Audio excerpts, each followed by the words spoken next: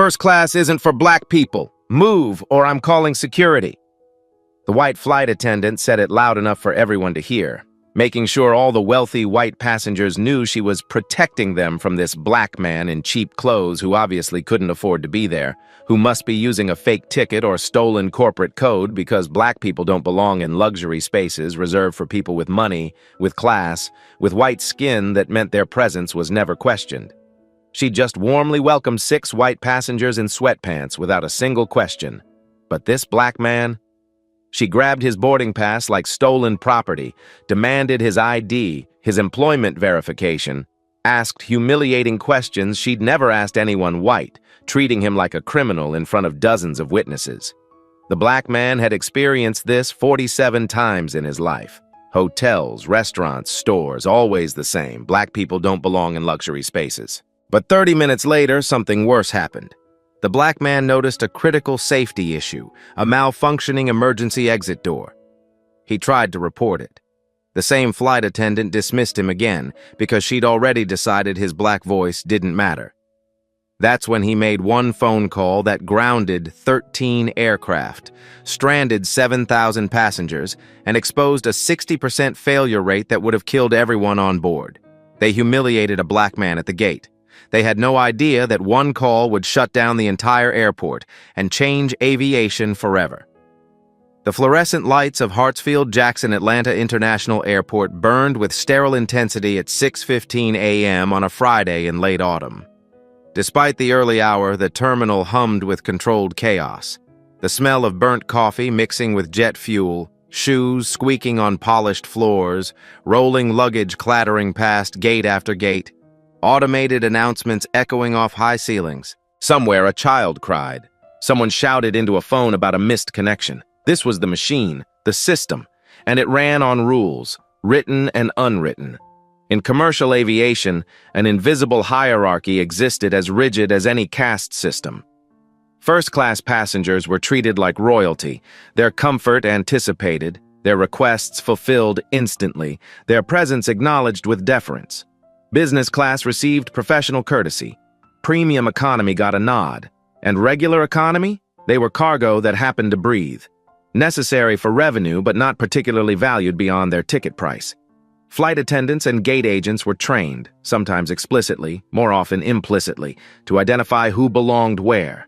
Not just by checking tickets, but by reading signals, expensive luggage, designer watches, confident postures, tailored clothing, the invisible uniform of wealth. And if you didn't send those signals, if you looked wrong for first class, you got extra scrutiny, extra questions, extra doubt.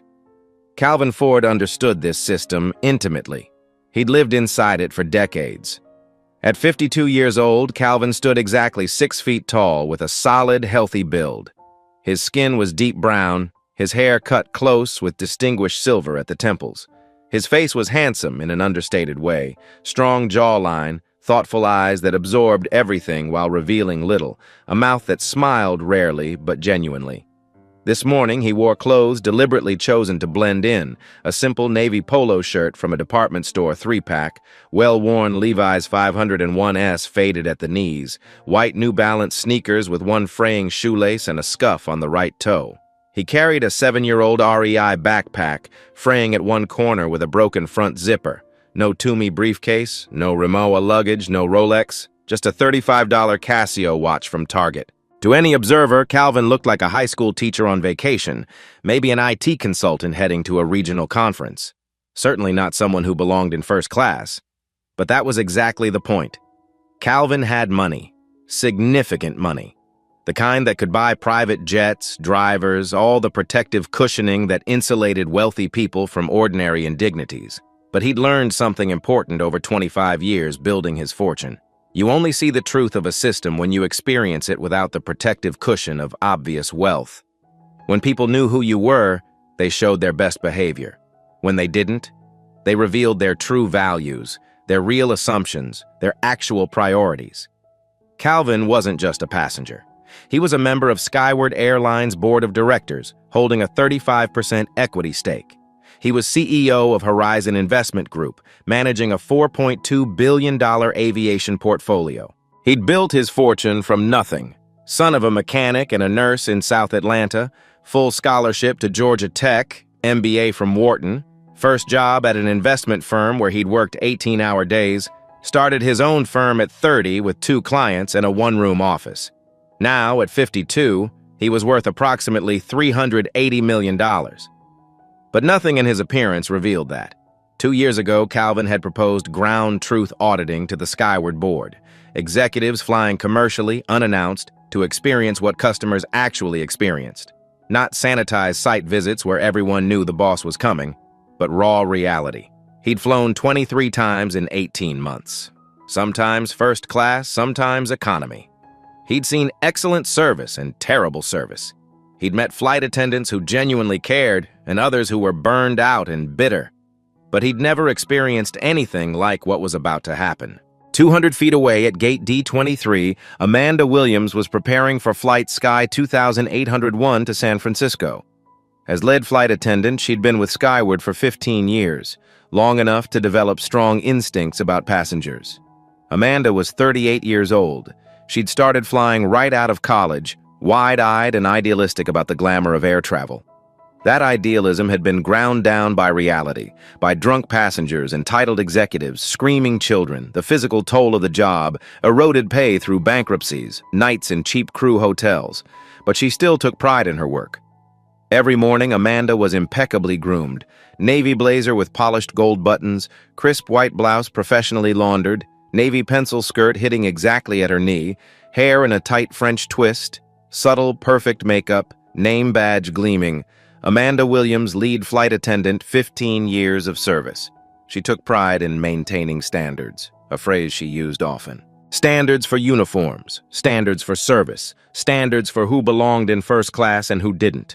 That last one had become complicated 5 years ago. She still remembered the incident with perfect clarity.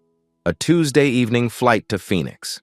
A man had boarded first class wearing baggy jeans and a stained hoodie, carrying a torn duffel bag. No expensive luggage, no status markers, nervous and awkward. Amanda had assumed he'd gotten an upgrade. Someone who didn't belong might cause problems. She'd been right. 40 minutes in, he'd gotten violently drunk, harassed other passengers, particularly a young woman, refused to stop despite warnings. They'd made an emergency landing in Albuquerque. Police removed him in zip ties, 3-hour delay, formal complaint filed. After landing in Phoenix, Amanda's supervisor had pulled her aside. You let him on the plane. You saw him. You should have known there would be problems.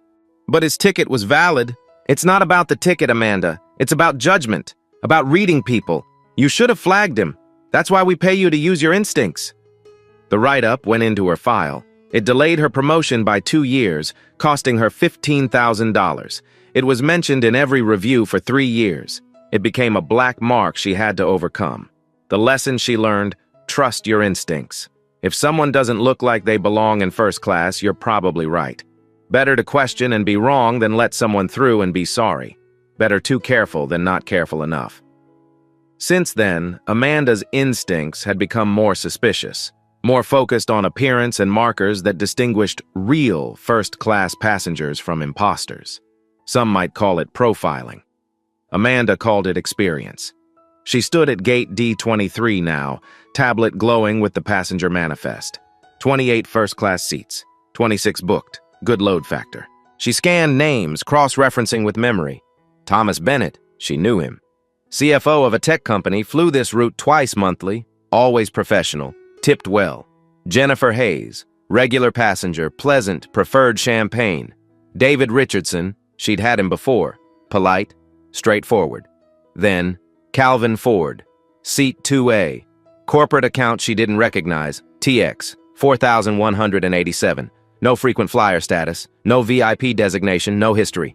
She made a mental note. Watch that one. At 7:30 a.m., passengers began arriving. Thomas Bennett appeared first, 50 years old, Tom Ford suit, Hermes tie, Toomey briefcase, Rimowa carry-on, Omega watch. Everything screamed, I belong here. Amanda greeted him warmly. Good morning, Mr. Bennett. Beautiful day for flying. Morning, Amanda. We should have a smooth flight today. Captain Anderson is flying, clear skies most of the way. Good to hear. She continued greeting first-class passengers with practiced charm, learning preferences, anticipating needs. This was the service that justified premium prices. At 7:35, Calvin walked from D19 to D23. He moved efficiently through the crowd, stepping aside for an elderly couple with heavy bags, making space for a mother with a stroller. He found a seat at D23 and reopened his laptop. To anyone watching, just another traveler working before boarding. Amanda saw him immediately. Her eyes tracked every detail. Plain polo, scuffed sneakers, cheap Casio watch, worn backpack. His face, a black man in his 50s, appearing completely ordinary. Her internal alarm pinged softly. Something doesn't match.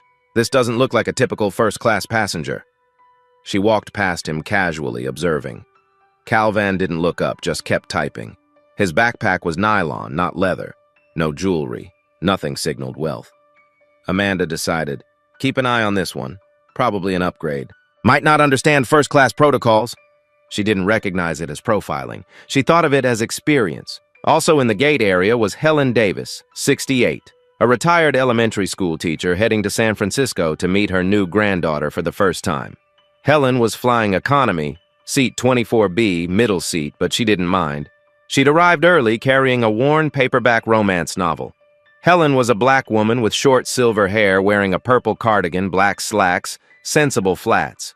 She carried a small purse with essentials. She settled into a seat with a good view and opened her book. But something else caught her attention. Helen had been black in America for 68 years. Grown up in Birmingham during segregation. Lived through the civil rights movement. Spent 40 years teaching children, trying to give them tools for a world that would judge them unfairly. She'd developed a sixth sense for discrimination, the ability to see when someone was being treated differently because of their skin color. She saw Amanda Williams watching that black man in plain clothes, and she recognized instantly the particular quality of that attention. The suspicion, the assessment, the prejudgment. Helen didn't know Calvin or Amanda, but she knew what she was seeing. She'd seen it thousands of times. She sighed quietly and tried to return to her book, but she'd lost her place. Her mind was elsewhere, watching something she'd seen too many times before. She'd seen this movie before, and it never had a happy ending. Minutes ticked by. More passengers arrived. The gate area filled with pre-boarding energy. People standing to position themselves near the desk, others absorbed in phones, a few pacing nervously. Calvin remained focused on his laptop, reviewing Skyward Airlines' quarterly operational metrics, revenue per seat mile, load factors, customer satisfaction scores, safety incident reports, the kind of analysis only a handful of people in the company ever saw. Because this wasn't just another flight for Calvin. This was part of his ongoing assessment of how Skyward actually treated customers when no one important was watching. This was ground truth auditing in action, experiencing the system without the protective cushion of status. He'd experienced discrimination 46 times before in his life, questioned at hotels, restaurants, country clubs, stores. Each time he'd made a choice, fight or let it go. Each time the calculation was different, but there was a question that had been growing louder. At what point does silence become complicity? At what point does letting it slide mean you're accepting that this is just how the world works? Calvin didn't know yet if today would be number 47, but he was about to find out. Amanda continued her preparations, reviewing the manifest, checking with the gate agent about any last-minute changes, ensuring everything was ready for an on-time departure. She prided herself on running efficient operations, on maintaining standards, on keeping first-class passengers happy. She glanced at Calvin one more time, still typing on his laptop, still looking ordinary, unremarkable, out of place for first class. She made another mental note. Definitely watch him during boarding. The clock moved towards 7:40. Boarding would begin soon. The machine was about to start its sequence. Passengers flowing from terminal to aircraft, each to their assigned place in the hierarchy, and that's when everything would begin to go wrong. Thomas Bennett checked his watch, an Omega that had cost $8,000, right on schedule. He liked predictability, efficiency, smooth operations. He expected his flight would be exactly that. Helen Davis marked her page in her book, though she wasn't really reading anymore. She was watching, observing, bearing witness to something she sensed was about to unfold. Calvin saved his work and closed his laptop. He checked his phone one last time, no urgent messages, put it in his pocket, prepared to board. Amanda took a deep breath. Another day, another flight. Maintain standards. Keep things running smoothly. Trust your instincts. That's what they paid her for. She looked at her tablet one more time. Calvin Ford, Seat 2A, corporate account TX 4187. Something about it felt off. She couldn't articulate exactly what. But 15 years of experience and one very expensive lesson had taught her to trust that feeling. She would watch him carefully during boarding, just to be safe, just to maintain standards, just to do her job the way she'd been trained to do it. The PA system crackled to life. The gate agent's voice, "Good morning, ladies and gentlemen. We'll begin boarding flight 2801 to San Francisco momentarily." Everything was about to change, but nobody knew it yet. At 7:42 a.m., the gate agent's voice came over the PA system with the standard announcement that happened at every gate in every airport. "We're now boarding first class and Zone 1 passengers for flight 2801 to San Francisco. First class and Zone 1, welcome aboard." The announcement triggered the usual response. People who weren't in first class began standing anyway, positioning themselves near the gate desk, creating a crowd that served no real purpose. People in Zone 3 hovering near the Zone 1 boarding area, as if physical proximity would somehow get them on the plane faster. Human nature responding to perceived scarcity even when there was none. Calvin stood, shouldered his backpack, and got in line.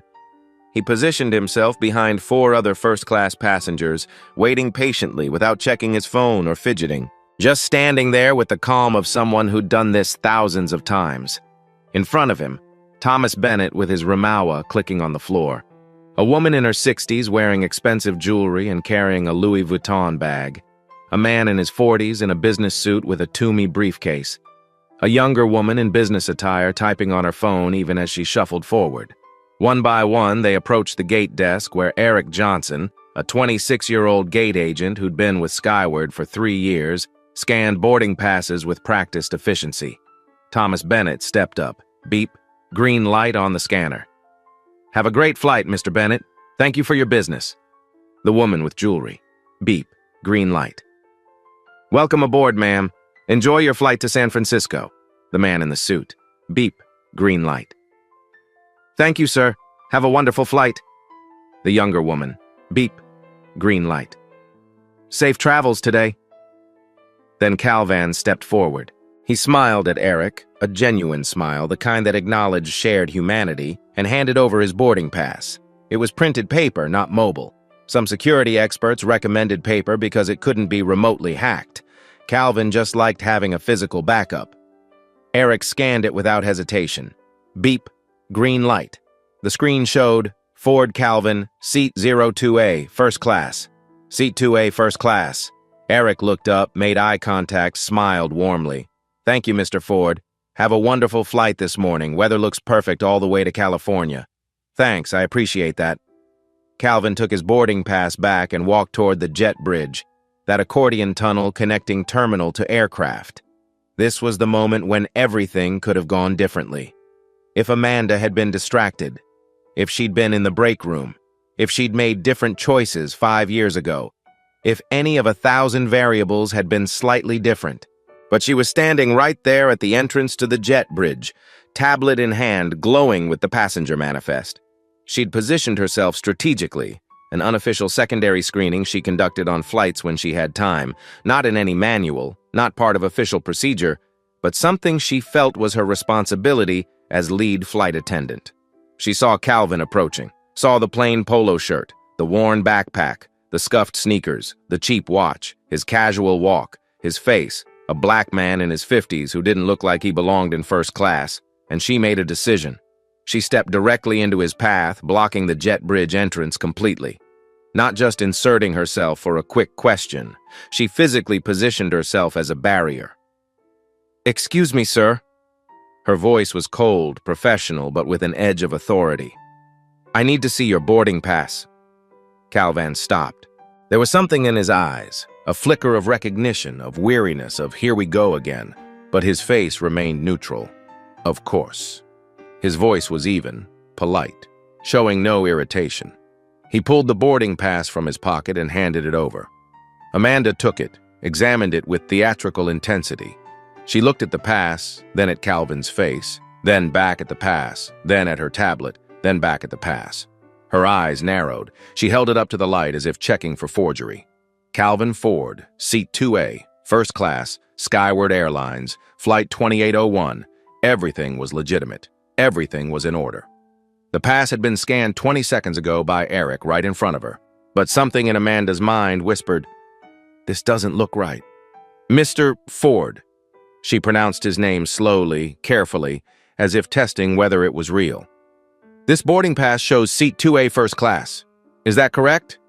"Yes, ma'am. That's my assigned seat." "And you purchased this ticket yourself?" "It was purchased through my company's corporate account." Amanda's eyebrows rose slightly. "Corporate account." She made it sound suspicious. "Which company?" "I don't see how that's relevant to my boarding." "Sir, I'm asking a simple question. Which company purchased this ticket?" Behind Calvin, other passengers were beginning to pile up. They had to squeeze past this strange tableau, a flight attendant apparently interrogating a passenger before he could even enter the aircraft.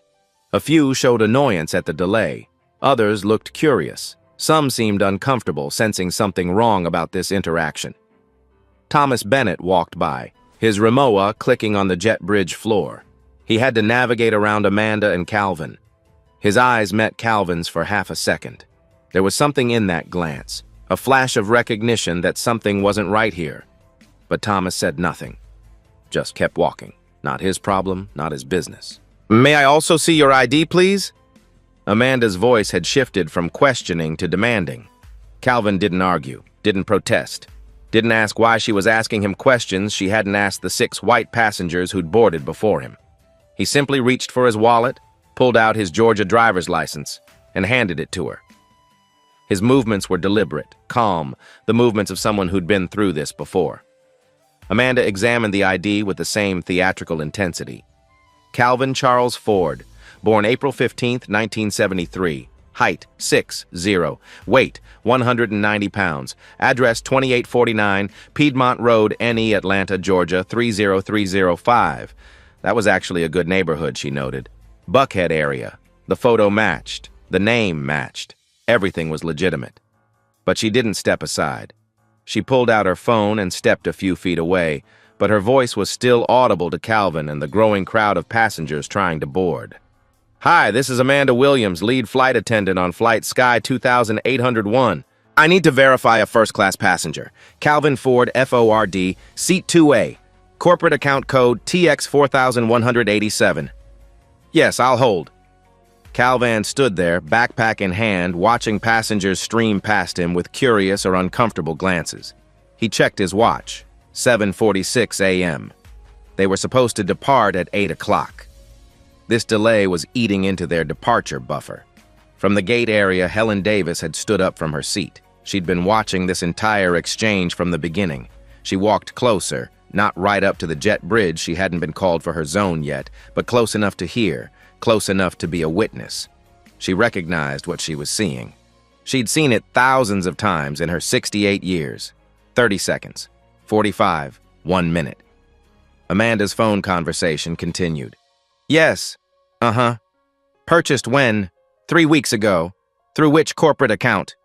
TX 4187. And when was it booked? 3 weeks in advance. Any flags on this passenger? Any notes? No? What about the payment method? Corporate credit card. And that's verified? Okay, all right, thank you." She hung up and walked back to Calvin. Her expression hadn't changed. Still suspicious, still guarded, still certain something wasn't right, even though every verification had come back clean. "Mr. Ford, your ticket was purchased through a corporate account. I need you to verify your employment." Calvin looked at her steadily. "Why?" "It's standard procedure for corporate account verifications." "Is it?" Calvin gestured subtly toward the jet bridge where Thomas Bennett and 5 other passengers had walked through without any questions. "Did you verify employment for any of them?" Amanda's jaw tightened. "Sir, each passenger is assessed on a case-by-case basis. Based on what criteria? Based on my professional judgment as lead flight attendant." "And your professional judgment requires you to verify my employment, but not theirs. Can you explain what specific factors about my ticket or my appearance prompted this different treatment?" The question was calm, almost academic, as if Calvin were genuinely curious about airline procedures rather than pointing out obvious discrimination. Amanda felt trapped. She couldn't say what she was thinking, that he didn't look like someone who belonged in first class, that something about him seemed off, that her instincts were screaming he was an upgraded passenger who might cause problems, so she fell back on authority. "Sir, I have the discretion to request additional verification from any passenger. If you're unwilling to provide the information I'm requesting, I cannot allow you to board this aircraft." Calvin's eyebrows rose slightly. "You're saying you won't let me board?" "Not until you've answered my questions to my satisfaction." "I've shown you my valid boarding pass. I've shown you my valid ID that matches the boarding pass. Your own ticketing system has verified the purchase. What additional verification could you possibly need?" "Corporate account purchases require employment verification. That's policy." "Then show me that policy in writing." Amanda's face flushed. "Sir, I don't have time to... because I don't believe that policy exists. I believe you're making up reasons to deny me boarding because of how I look." Several passengers had stopped now, no longer pretending not to watch. This was becoming a scene. The crowd backing up into the gate area, people craning their necks to see what was happening. From the gate area, Helen Davis's voice rang out, strong and clear. "Let that man board. His ticket is valid. We all saw it get scanned. This is discrimination, plain and simple." Amanda spun around. "Ma'am, please do not interfere with crew operations." "I'm not interfering. I'm bearing witness. I'm watching you harass a black passenger in ways you didn't harass a single white passenger. That's not crew operations. That's racial profiling." A murmur ran through the growing crowd, people shifting uncomfortably, some nodding in agreement with Helen, others looking away, not wanting to get involved. A few pulling out phones, starting to record. Amanda felt control slipping. She pulled out her radio, her voice tight. "Gate D23 to operations. I need a supervisor at Gate D23 for a boarding issue. Possible security concern. Please respond immediately." Static then. "Copy that, manager en route. ETA 2 minutes. Calvin remained where he was, standing calmly just outside the jet bridge entrance. He hadn't raised his voice, hadn't made any aggressive moves, just stood there, a black man with a valid ticket being denied boarding while everyone watched. He checked his watch again, 7:49 a.m., 11 minutes late on boarding now. Inside the aircraft, Sarah Mitchell heard the commotion at the door. She stepped out of the galley and saw Amanda on her radio, saw a black passenger standing to the side, saw the growing crowd in the gate area, saw phones being raised to record. She walked forward quietly. "Amanda, is everything okay?" Amanda's voice was sharp, stressed. "I'm handling it, Sarah." "But his boarding pass was scanned, right? The gate agent cleared him?" "Yes, but I'm exercising my discretion as lead flight attendant." Sarah glanced at Calvin, then back at Amanda. She wanted to say something, wanted to point out that this didn't look right, that Amanda was creating a problem where none existed, that they were behind schedule and this was making it worse. But Amanda was her supervisor. Amanda had 15 years of experience. Sarah had been flying for 3 years, so she swallowed her objections. "Okay, let me know if you need anything." She retreated back into the aircraft, the weight of her own silence already beginning to press on her conscience. At 7:51 a.m., Brandon Cooper arrived. Airport Operations Manager, ex-Air Force, 38 years old, responsible for keeping Terminal D running smoothly. He was out of breath from jogging through the terminal after getting the radio call about a security concern. He took in the scene immediately. Amanda standing guard at the jet bridge entrance. Calvin standing calmly to the side, boarding pass and ID in hand. A crowd of at least 50 people in the gate area watching. Several phones recording. This was a PR nightmare in the making. "What's the situation?" His voice was professional but tight. Amanda launched into her explanation. "This passenger presented a first-class boarding pass, but there were irregularities that required additional verification. Corporate account code that didn't match standard vendor lists. Vague responses about his employment. Suspicious behavior during questioning. I determined..." "Stop!" Brandon held up his hand. He turned to Calvin. "Sir, may I see your boarding pass and ID?" Calvin handed them over without a word. Brandon examined both. Everything matched. He pulled out his tablet, called up the reservation. Corporate account TX 4,187, Horizon Investment Group. Ticket purchased 3 weeks in advance, paid in full, no flags, no issues, no security concerns, nothing irregular at all. He looked at Amanda, his expression hardening. What specific irregularity did you identify? The corporate account code TX 4187 is a valid corporate account in good standing. It's been used to purchase hundreds of tickets with us over the past 5 years. What made you flag this particular transaction? Amanda hesitated. It was a judgment call based on my experience. Based on what aspect of your experience? Be specific.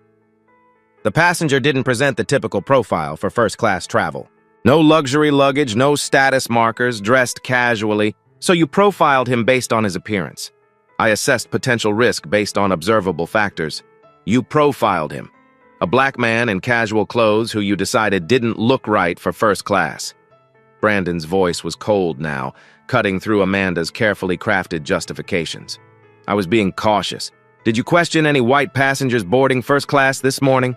Silence. Did you? No, but did any of them dress casually, jeans and t-shirts, sweatpants?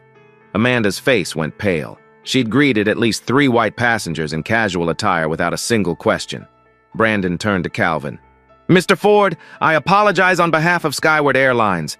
You have a valid ticket. You have valid identification. There is no legitimate reason for this delay. You're cleared to board immediately.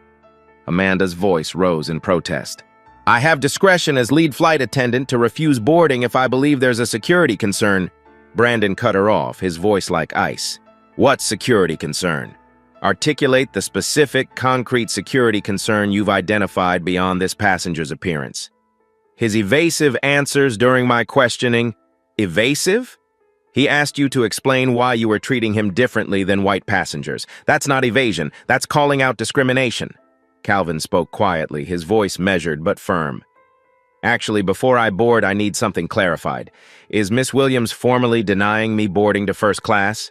Brandon looked surprised. No, you're cleared, Calvin interrupted gently. I'm asking her.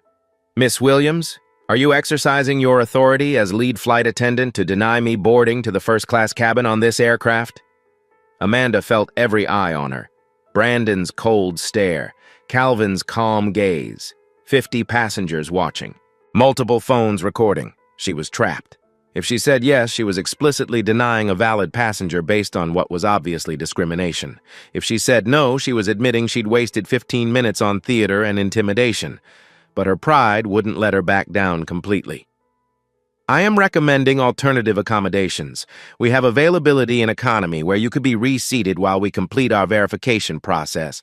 That's a denial. Calvin's voice was still calm. You're denying me the seat I purchased, that I have a valid ticket for, and offering me a worse alternative that I didn't pay for. That's a denial of service.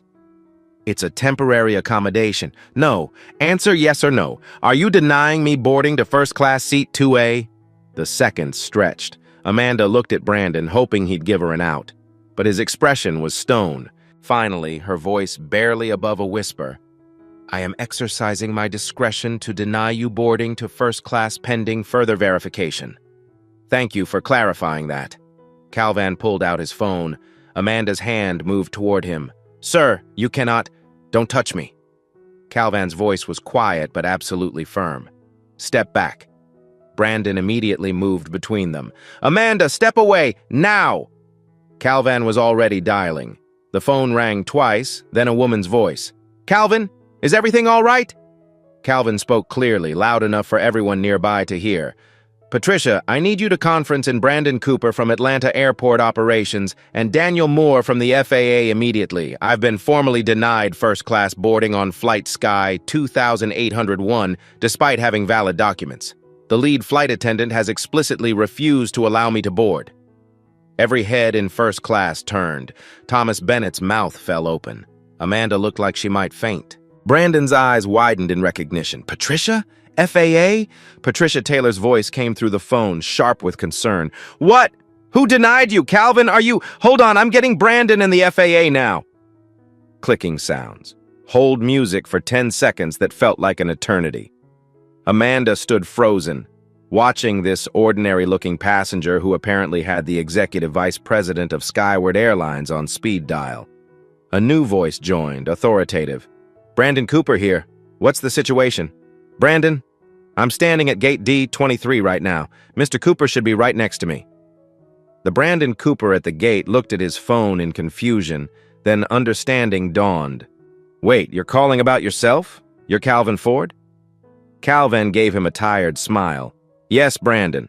I'm Calvin Ford, Skyward board member, and I've just been denied first-class boarding by one of your lead flight attendants." The color drained from Brandon's face. He'd just been standing next to a board member, the board member who held 35% equity in the airline, while that board member was being racially profiled and denied service. A third voice joined the call. "This is Daniel Moore, FAA Regional Administrator. Someone want to tell me what's going on?" Patricia's voice, tight with barely controlled anger. "Daniel Calvin Ford, Skyward board member, has been denied boarding to a first-class seat he has a valid ticket for. Apparently, one of our flight attendants has decided that a black man in casual clothes doesn't belong in first class." "Jesus Christ!" Moore's voice was a mixture of exasperation and professional concern. "Put the flight attendant on the line, now!" Brandon looked at Amanda, his expression a mixture of fury and something close to pity. "Amanda, the FAA Regional Administrator wants to speak with you." Amanda's hands shook as Brandon held out his phone. She took it, her voice barely audible. "This is Amanda Williams." Daniel Moore's voice was crisp, professional, federal.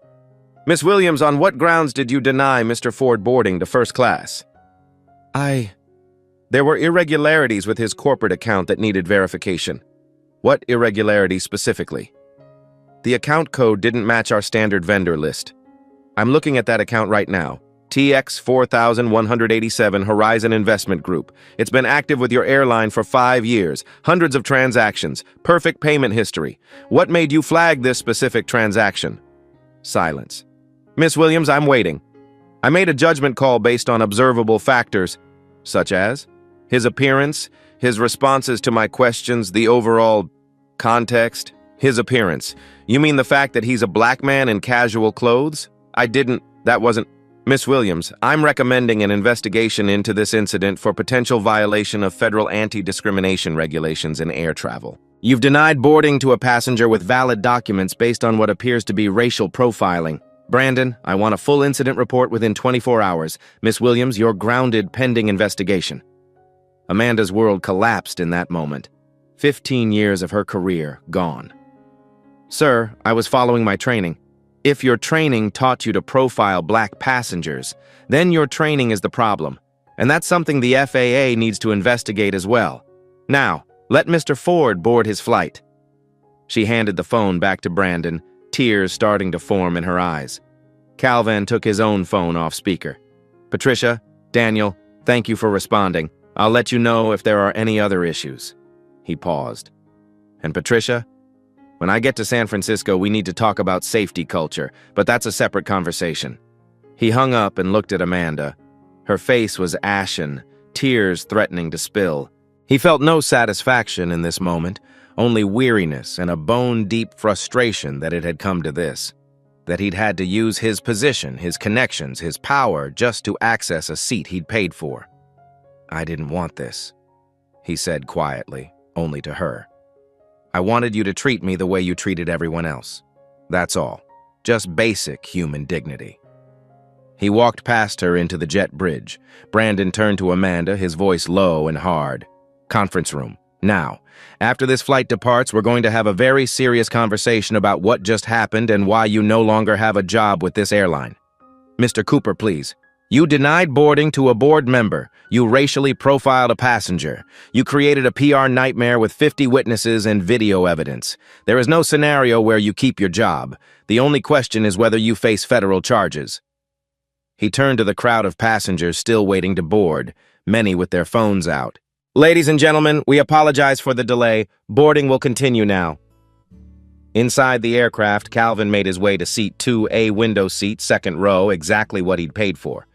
He stowed his backpack in the overhead bin and sat down. Thomas Bennett sat across the aisle in 2C. He looked shaken.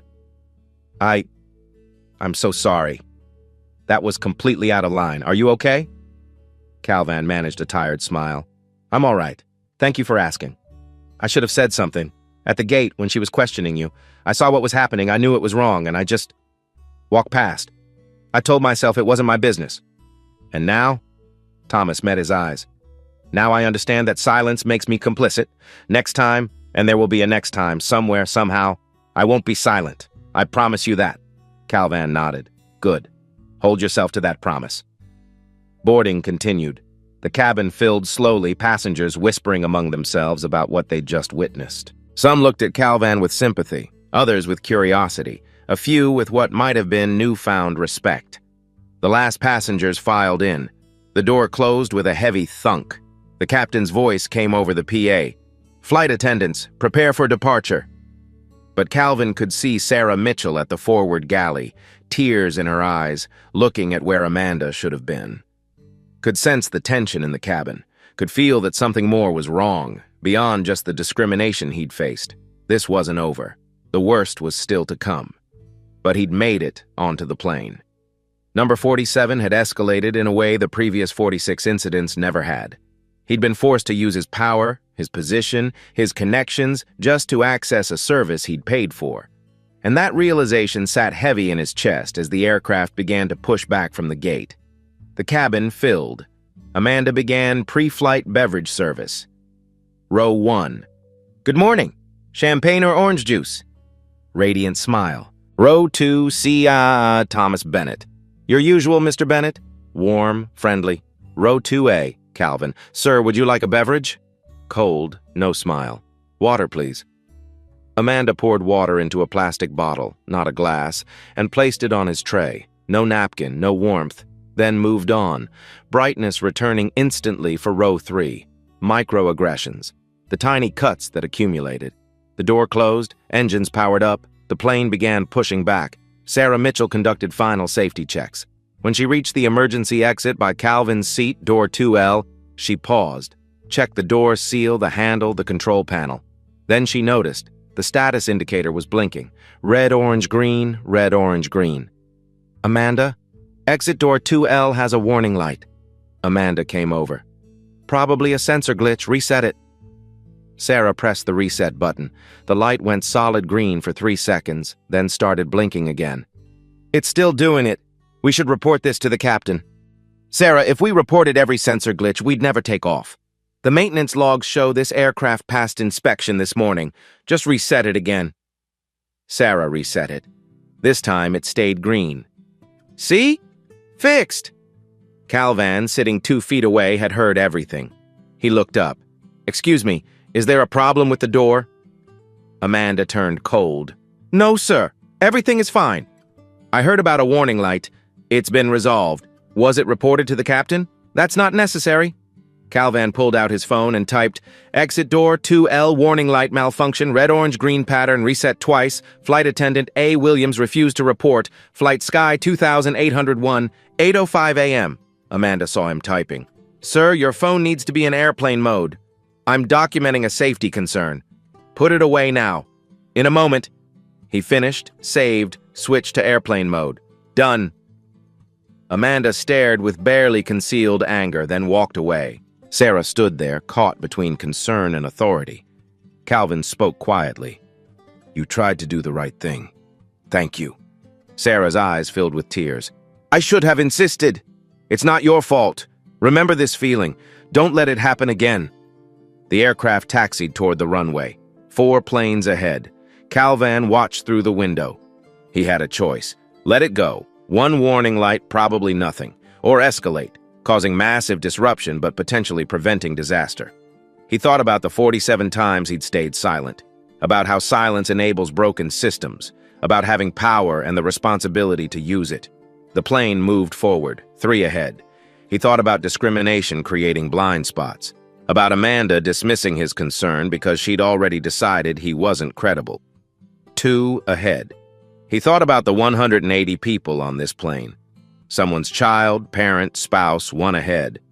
Calvin made his decision. He took his phone off airplane mode. Amanda saw it immediately. Sir, your phone? I'm making a phone call. You cannot. This is an emergency. Calvan stood up, hand raised in a firm stop gesture. "Do not touch me, step back." His voice wasn't loud, but it had authority. Several passengers turned. The phone connected. "Calvan, is everything all right?" Calvan spoke clearly, loud enough for everyone to hear. "Patricia, I need you to conference in Daniel Moore at the FAA immediately. We have a critical safety situation on Flight Sky 2801. Amanda froze. "Patricia? FAA?" Every eye in first class turned to Calvin. Thomas Bennett's mouth opened. Amanda looked like she might faint. The machine had just broken, and everything was about to change. Patricia Taylor's voice came through the phone, crisp and professional, but edged with concern. "Talk to me, what's the situation?" Calvin spoke clearly, his voice carrying through the first-class cabin where every passenger had stopped to listen. Every conversation ceased. Every phone lowered. This was the only thing happening now. "I'm on aircraft November 7801, currently taxiing for departure at Hartsfield-Jackson. Exit door 2L has a malfunctioning status indicator. The warning light has been cycling red-orange-green, indicating a potential seal or lock failure. Flight crew observed this issue, reset it twice, and deliberately chose not to report it to the captain." He paused, connecting dots. "Patricia, I reviewed maintenance logs this morning. This aircraft underwent scheduled maintenance 48 hours ago. Work order included door mechanisms. Given this malfunction is occurring immediately after that maintenance, there's a reasonable possibility this is an installation error, not a sensor glitch. If it's procedural, then every aircraft from that maintenance cycle could have similar problems." His voice intensified. "This isn't just about one aircraft. We need to assume worst case. We need FAA involvement. We need inspections before any more of these aircraft fly." Silence. Then Patricia's voice, tight. "Calvin, you're saying we need to ground the entire 787 fleet at Atlanta?" "Yes, until we know the scope. We have a confirmed malfunction, crew failure to report per protocol, and maintenance history suggesting this could be systemic. If we don't act now, we could be looking at catastrophic failure." "Jesus, okay, hold on, I'm patching in Daniel Moore." Clicking sounds. A new voice joined, deep and authoritative. "This is Daniel Moore, FAA Regional Administrator." "Patricia." "Daniel, this is Patricia Taylor, Executive VP at Skyward. I have Calvin Ford on the line reporting a critical safety issue." "Calvin Ford, the board member?" "Yes. Put him on." Calvin spoke with absolute clarity. "Mr. Moore, this is Calvin Ford, passenger on Skyward Flight 2801, aircraft November 7801, Boeing 787, currently taxiing at Hartsfield-Jackson. I'm reporting a critical safety protocol violation. Exit door 2L displayed warning light malfunction indicating potential seal or locking mechanism failure. Flight crew observed it, reset it twice, deliberately didn't report to captain despite protocol." He continued without pause. "This aircraft had maintenance 48 hours ago, including door mechanisms. If this malfunction relates to that maintenance, we could have multiple aircraft with compromised exit integrity. I'm requesting immediate action. Ground this aircraft, inspect all Skyward 787S at Atlanta before flight. This could be systemic across the fleet." Silence, typing in the background. Then Moore's voice, sharp. "You're certain about the malfunction?"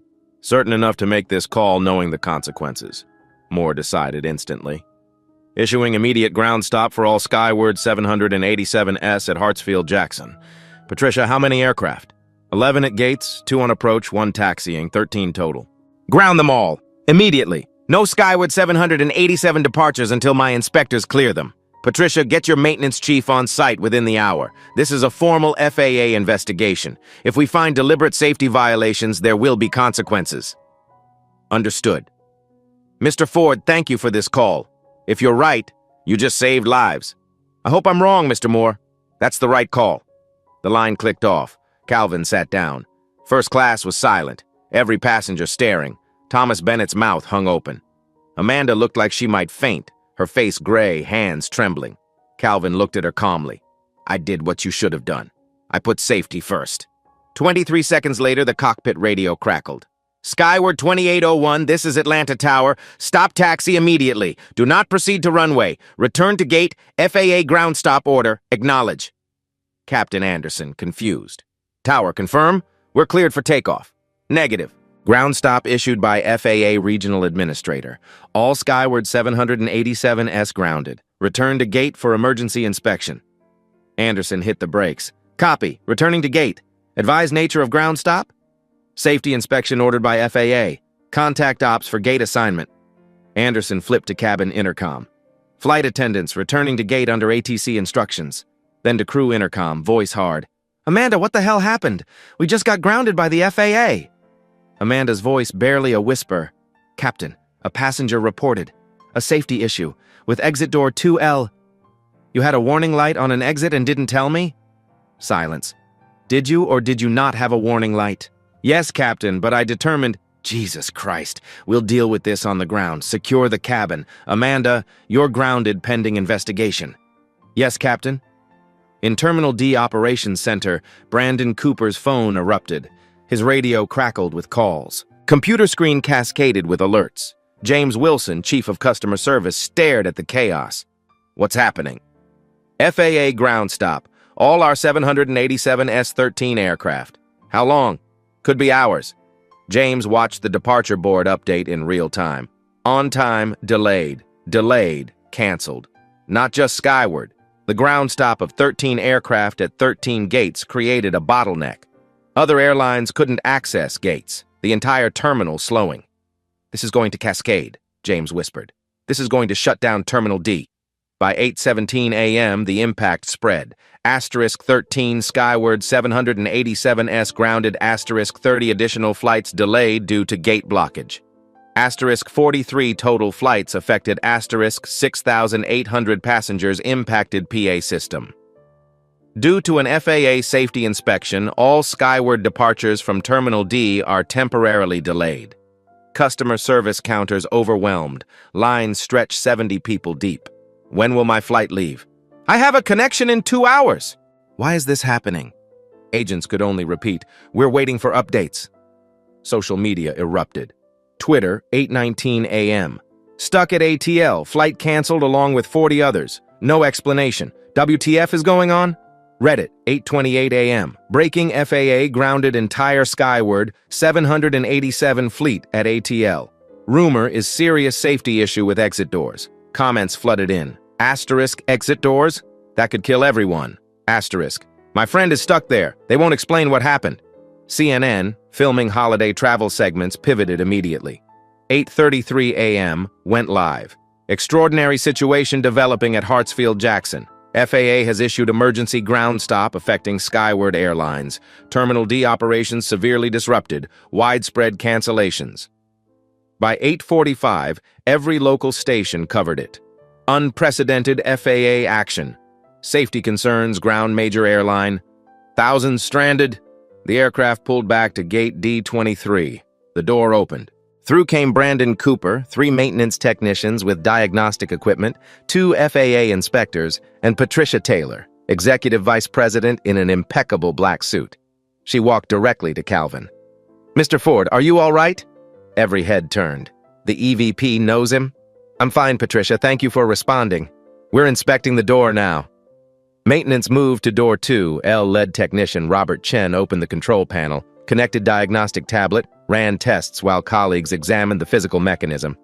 Running full diagnostic, intermittent sensor failure, checking physical mechanism, actuator response, slow, hydraulic pressure, borderline low. 2 minutes. 5. Robert straightened, face grave. Ma'am, we have a serious problem. Talk to me. Sensor failure is real. Frayed connection cable from installation damage during last maintenance. But worse, the hydraulic actuator shows premature wear. Combined with low pressure, there's significant risk this door would fail to open under depressurization at altitude. Define significant. Robert showed his tablet. Approximately 60% failure probability in emergency depressurization. The words landed like a bomb. Brandon. 60%? Yes. And given recent maintenance, other aircraft from that cycle could have similar problems. FAA Inspector Lisa Martinez stepped forward. How many aircraft in that maintenance cycle? Patricia's voice was hollow.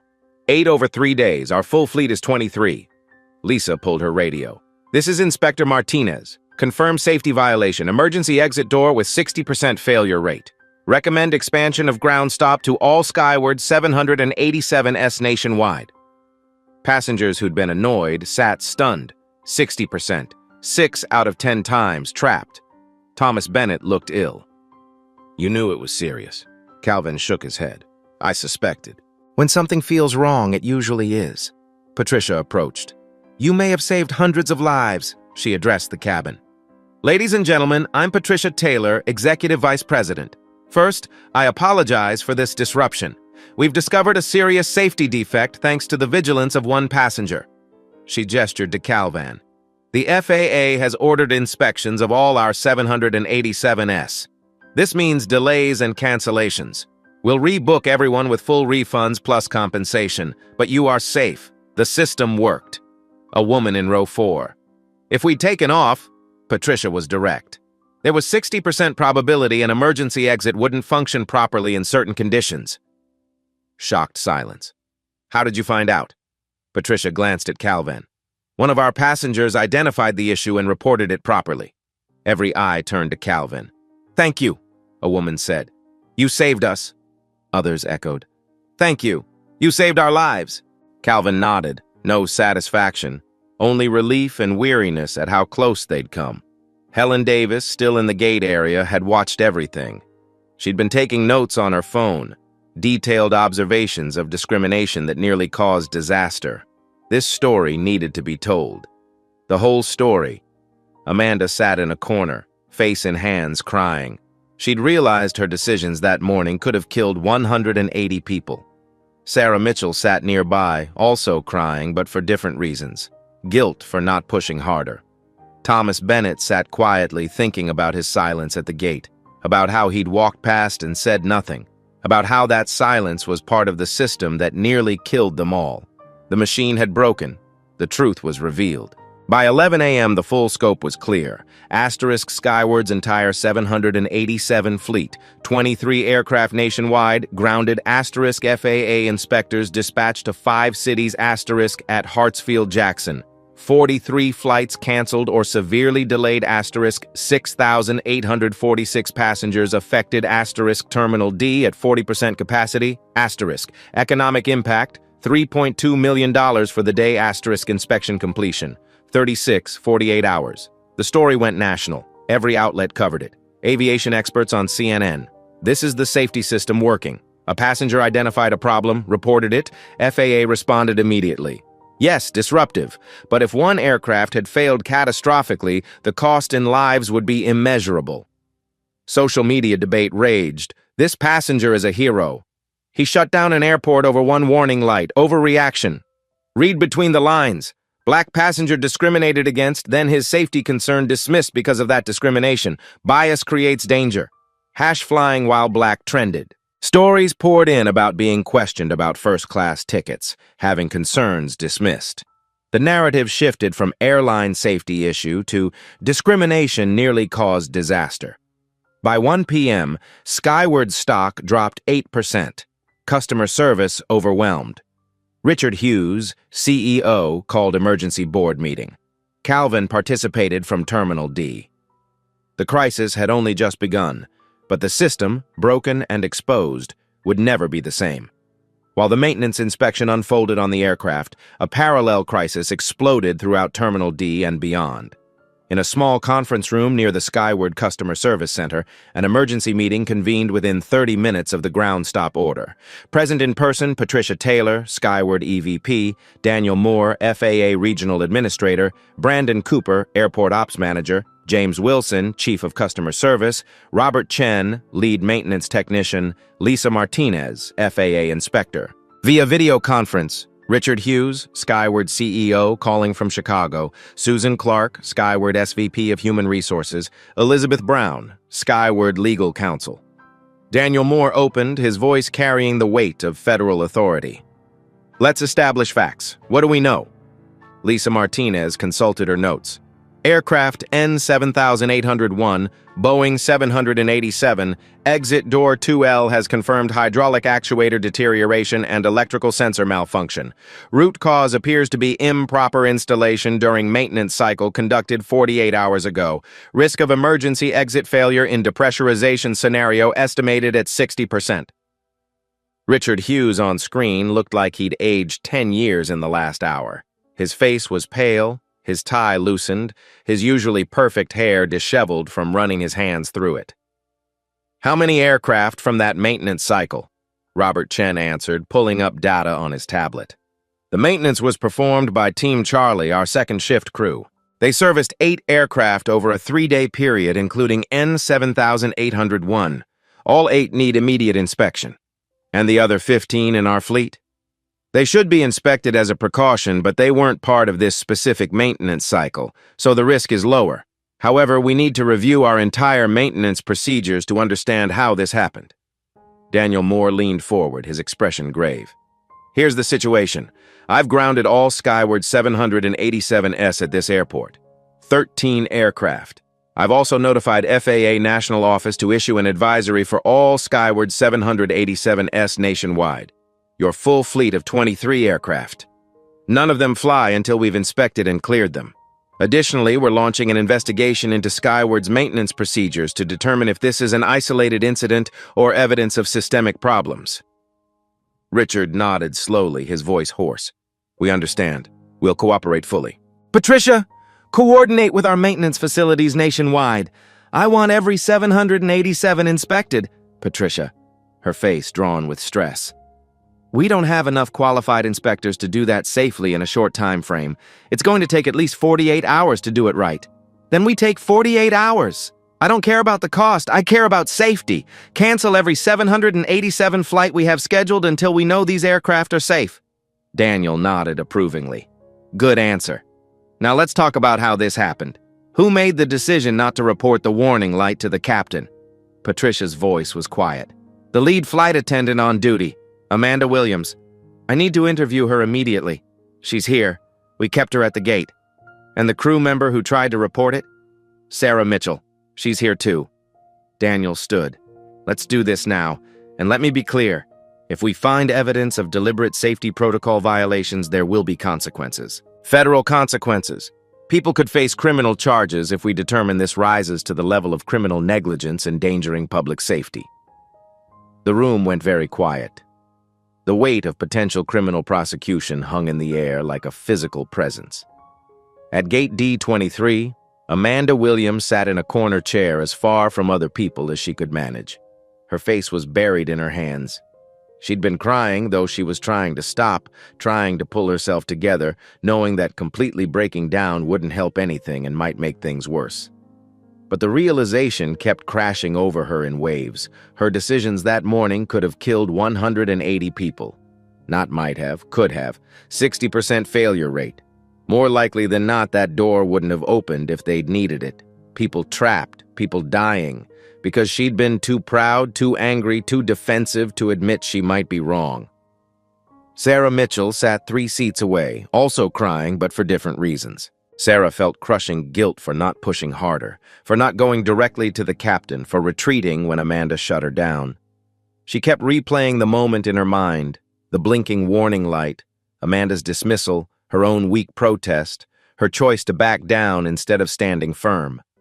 Around them, passengers from Flight 2801 had been deplaned and were waiting in the gate area for information about rebooking.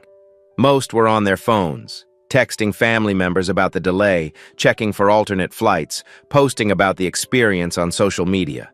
The gate area hummed with low conversations, the clicking of laptop keys, the occasional frustrated outburst. Helen Davis sat in her original seat, watching. She'd been observing this entire drama from the beginning, and she'd been taking detailed notes on her phone. Timestamps, direct quotes she'd overheard, observations about body language and tone. Because Helen knew this story needed to be told. The whole story, not just the sanitized airline version, not just safety issue discovered and resolved, but how discrimination at the gate had led to dismissing a safety concern, how bias had nearly caused disaster. Calvin Ford sat by himself near the windows overlooking the tarmac, watching aircraft sitting motionless at gates, the busiest airport in the world temporarily frozen. His phone buzzed constantly, messages from Patricia coordinating logistics, messages from other board members who'd heard the news, messages from his CFO asking if he was okay, messages from his lawyer asking if he needed legal counsel. He ignored most of them. He was thinking about statistics again, about patterns, about the 47 times he'd been discriminated against, and how this was different from all the others because this time, staying silent might have cost lives. Thomas Bennett approached hesitantly, interrupting Calvin's thoughts. "Mr. Ford, can I talk to you for a minute?" Calvin looked up. "Of course, please sit." Thomas sat down heavily in the adjacent seat, struggling to find words. "I need to apologize to you." "For what?" "For not speaking up earlier. At the gate, when that flight attendant was questioning you.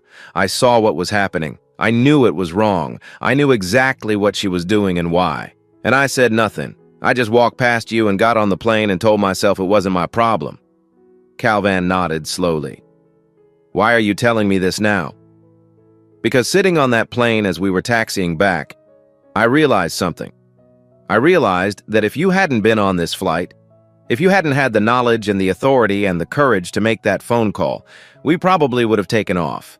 And maybe we would have been fine. Or maybe something would have gone wrong at 35,000 feet and people would have died.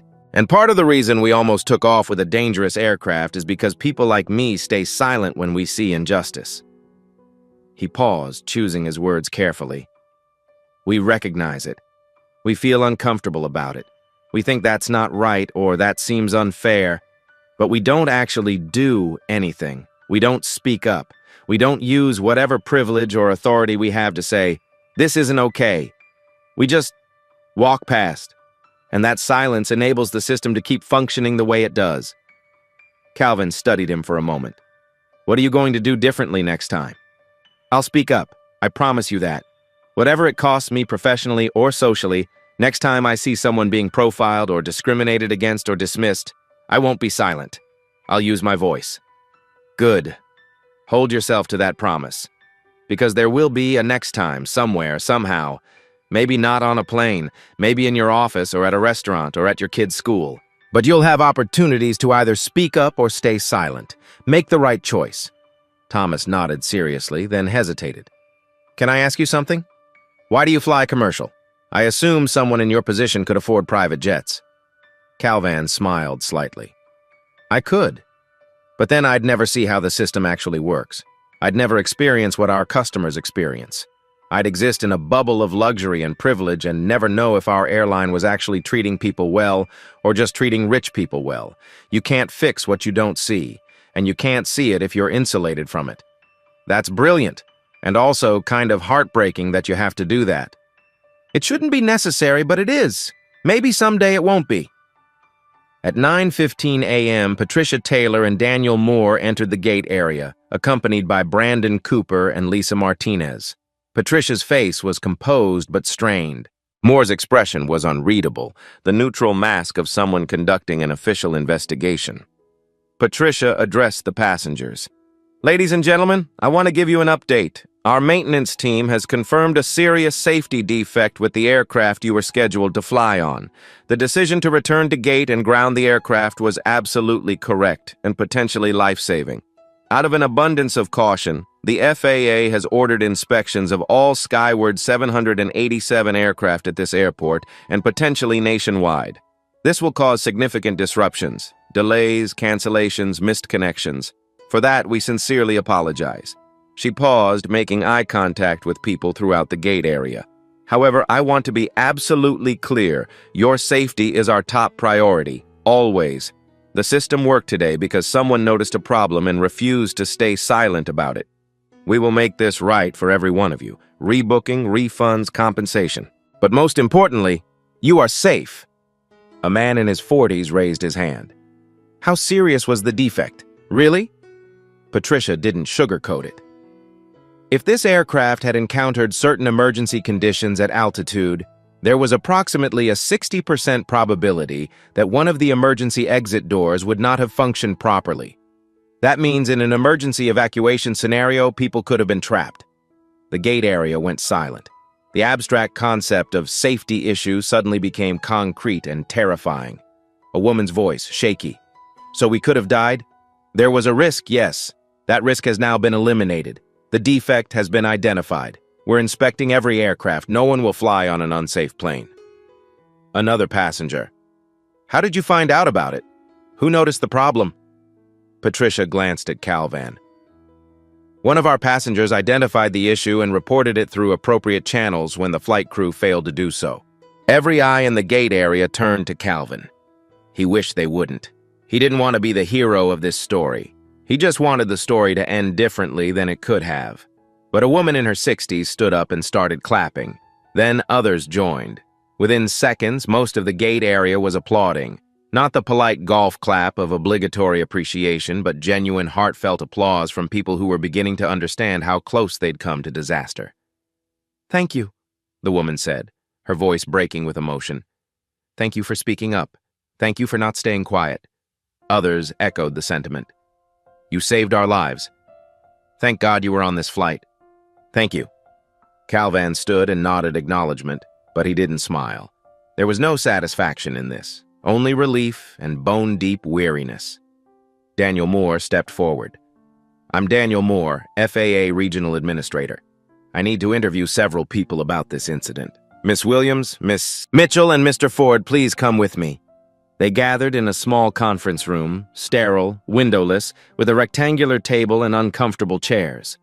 Daniel set up a recording device, speaking clearly for the record. "This interview is being recorded. Today's date is November 14th, 2025. Time is 9:43 a.m. Present are FAA Regional Administrator Daniel Moore, Skyward EVP Patricia Taylor, Passenger Calvin Ford, Flight Attendant Sarah Mitchell, and Lead Flight Attendant Amanda Williams. This interview concerns incident number FAA 2025-1141 regarding potential safety violations on Skyward Airlines Flight 2801. He looked at Amanda. "Miss Williams, in your own words, please describe what happened this morning, starting from when you first observed the warning light on exit door 2L. Amanda's voice was barely above a whisper, but the recording device caught every word. "I was conducting pre-flight safety checks. Flight Attendant Mitchell told me there was a warning light on exit door 2L. I went to look at it. The light was blinking. Red, orange, green pattern. I pressed the reset button. The light went solid green. I determined it was a sensor glitch and continued with my duties." "Did you report this to the captain?" "No, sir." "Why not?" Amanda took a shaky breath. "Because in my experience, these sensor glitches happen frequently. The aircraft had passed its maintenance inspection that morning. I believed it was a false alarm that didn't warrant delaying the flight or concerning the captain." "What happened next?" "The light started blinking again. Flight Attendant Mitchell wanted to report it to the captain. I told her it wasn't necessary. I reset the light again. It stayed green." "Did it stay green?" "Yes. After the second reset, it remained green." "And you still didn't report it to the captain?" "No, sir. I believe the issue was resolved." Daniel made notes on his tablet. "Then what happened?" Amanda glanced at Calvin, her voice getting smaller. Mr. Ford, who was seated next to the exit door, asked if there was a problem. I told him everything was fine. He questioned whether it had been reported to the captain. I told him it wasn't necessary. He then took out his phone and began documenting the incident. "How did you respond to that?" "I told him his phone needed to be in airplane mode. He said he was documenting a safety concern. I told him to put it away immediately." "Did he comply?" "Eventually, after he finished his notes." Daniel turned to Sarah. "Miss Mitchell, you observed the warning light. What did you want to do?" Sarah's voice was shaky but clear. "I wanted to report it to the captain immediately. That's what protocol says. Any warning light, any safety concern gets reported immediately to the flight deck. No exceptions." "But you didn't report it. Why not?" "Because Amanda is my supervisor. She has 15 years of experience. I've only been flying for 3 years. She said it wasn't necessary, that it was just a sensor glitch, that we'd never take off on time if we reported every minor issue. I thought maybe she knew something I didn't. Maybe this really was routine. So I backed down. I didn't push it." "Do you regret that decision?" Sarah's eyes filled with tears. "Yes. Every second since. I should have gone directly to the captain. I should have insisted. I should have refused to sign off on the safety check until the captain had been notified. People could have died because I wasn't brave enough to stand up to my supervisor." Daniel's voice softened slightly. "Miss Mitchell, you attempted to follow protocol. You were overruled by a more senior employee. That's not the same as failing to act. The system failed you." He turned back to Amanda. "Miss Williams, I need to understand your reasoning. Walk me through why you dismissed this safety concern." Amanda was silent for a long moment. When she spoke, her voice was raw with emotion. "I was angry." "At who?" "At Mr. Ford. I was angry that he'd questioned my authority at the gate. Angry that he'd made me look bad in front of passengers. Angry that he was documenting things like he was building a case against me. And when he brought up the door issue, when he questioned whether I'd reported it, I think part of me just didn't want to give him the satisfaction of being right. I didn't want to validate his concern. I wanted to prove that I knew what I was doing and he didn't." The room was silent except for the hum of the recording device. "So you'll let your personal feelings override safety protocol?" "Yes," Amanda's voice broke. "And I will regret that for the rest of my life. I could have killed 180 people because I was too proud to admit I might be wrong. Because I let my anger at a passenger who questioned me cloud my judgment about something that had nothing to do with our interaction at the gate." Daniel nodded slowly, making more notes. "Miss Williams, I'm recommending that your flight attendant certifications be suspended immediately pending formal investigation. Based on what you've told me here, if the investigation confirms deliberate disregard of safety protocols, those certifications will likely be permanently revoked. You'll also face potential federal charges of reckless endangerment. Do you understand?" Amanda nodded, tears streaming down her face. "I understand. Miss Mitchell, you'll be placed on administrative leave during the investigation, but I'm not recommending any action against your certifications at this time. Your attempt to follow protocol and your immediate willingness to report the issue when overruled is noted favorably in the record." "Thank you, sir." Daniel turned to Calvan. "Mr. Ford, one more question. Why did you escalate this? You could have simply gotten off the plane. You could have filed a complaint later through normal channels. Why risk shutting down an airport?" Calvin looked at him directly. "Because filing a complaint later doesn't save lives, Mr. Moore. I've seen what happens when safety concerns get documented and shuffled into bureaucracy and eventually forgotten. Someone writes a report. It goes in a file. Maybe someone reads it. Maybe they don't. Maybe they do something about it. Probably they don't. Meanwhile, planes keep flying with the same problem." He leaned forward. "I had the power to stop this immediately. That meant I had the responsibility to use it. Because I would rather be wrong and embarrassed. I would rather have shut down this airport for nothing and become a laughingstock and lost credibility than be right and silent while people died." Daniel nodded. "That's the right answer, Mr. Ford. That's exactly the right answer. Thank you for making that call." The interview concluded. Daniel had what he needed. The question now was what came next. By 1 p.m., the full scope of the crisis was clear. Skyward's entire Boeing 787 fleet, all 23 aircraft across the country, had been grounded. FAA inspectors had been dispatched to 5 major cities: Atlanta, Dallas, Chicago, Los Angeles, and Denver, where the aircraft were based. At Hartsfield-Jackson, specifically, *13. Skyward 787S grounded for inspection. *43 total flights canceled or severely delayed. *6,847 passengers directly affected. Terminal D operations, running at approximately 40% capacity. Estimated economic impact to airline and airport. $3.2 million for the day. Estimated completion time for all inspections, 48 hours. The story had gone fully national.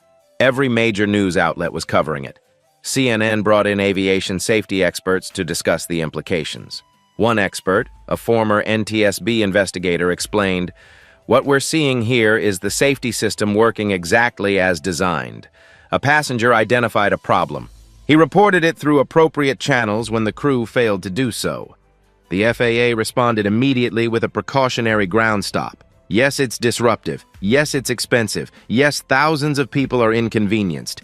But if even one aircraft had experienced a catastrophic failure, the cost in human lives would have been immeasurable." Another expert, a former airline pilot, added, "What's deeply troubling here is that the initial safety concern was dismissed by crew. That suggests potential culture problems at the airline. Training issues, pressure to maintain schedules over safety, or inadequate systems for crew members to report concerns without fear of reprisal. The FAA investigation needs to look at those systemic factors, not just the mechanical problem." Social media was exploding with debate and discussion. One thread, "This passenger is a hero. He literally saved lives. Everyone complaining about flight delays needs to get some perspective. Would you rather be inconvenienced or dead? Another thread. He shut down an entire airport over one warning light that was probably just a sensor issue. This is a massive overreaction that's costing millions of dollars and stranding thousands of people. Ridiculous. A third thread gaining significant traction. Read between the lines here. A black passenger was discriminated against at the gate, questioned and delayed in ways white passengers weren't. Then, when he raised a safety concern, he was dismissed again. This isn't just about aviation safety. This is about how racial bias leads people to dismiss legitimate concerns from people of color. This is about how discrimination can literally be deadly. That last thread caught fire. By noon, hash flying while black was trending nationally. People were sharing their own stories. I've been questioned about my first-class ticket 3 separate times in my life.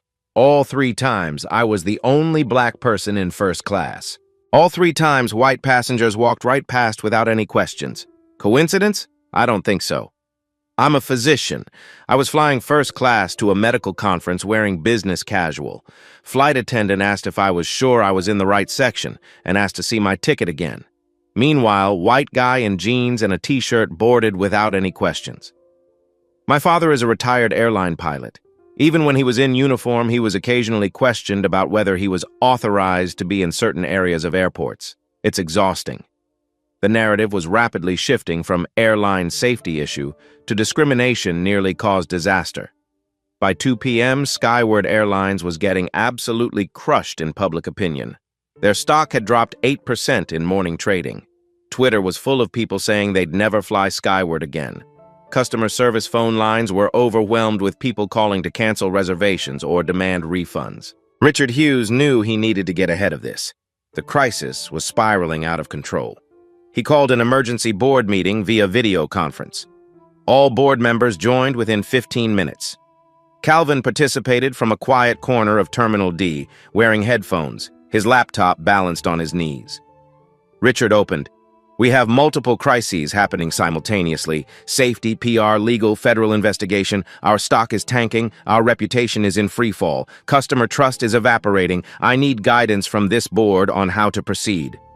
David Thompson, a board member and venture capitalist, spoke up. The first priority is damage control. We need to get our messaging right. Separate the safety issue from the discrimination issue. Make this about our excellent safety protocols catching a problem before anything bad happened. Don't let this become a story about racism. Calvin's voice cut across the conference, sharp and clear. No. Excuse me? I said no.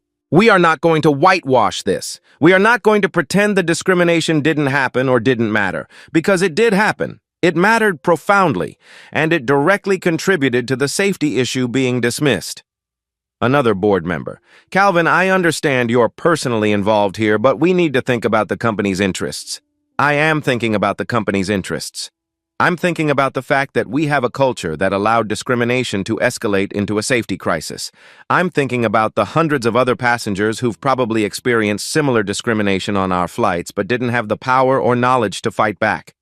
I'm thinking about what kind of company we want to be, the kind that hides its problems and hopes they go away, or the kind that confronts them honestly and fixes them.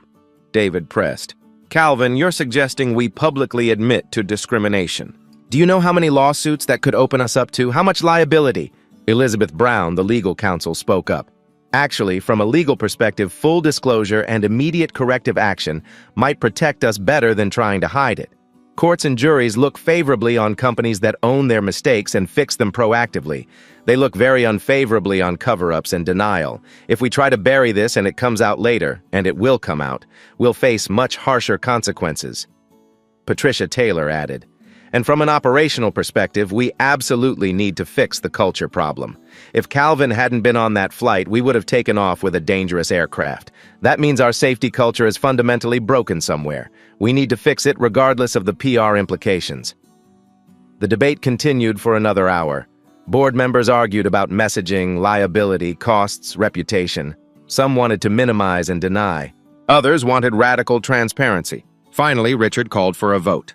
All in favor of Calvin's proposal, full transparency, public acknowledgement of both the safety issue and the discrimination, comprehensive reform package. 7 votes in favor, 3 against. Motion carries. Calvin, you'll help me draft the statement. We release it at 5 p.m. today, timed for evening news coverage. At 4:45 p.m., Skyward Airlines held a press conference in a meeting room at Hartsfield-Jackson Airport that had been hastily converted into a media venue. Rows of chairs filled with journalists from local and national outlets. Camera crews positioned their equipment. Photographers jostled for the best angles.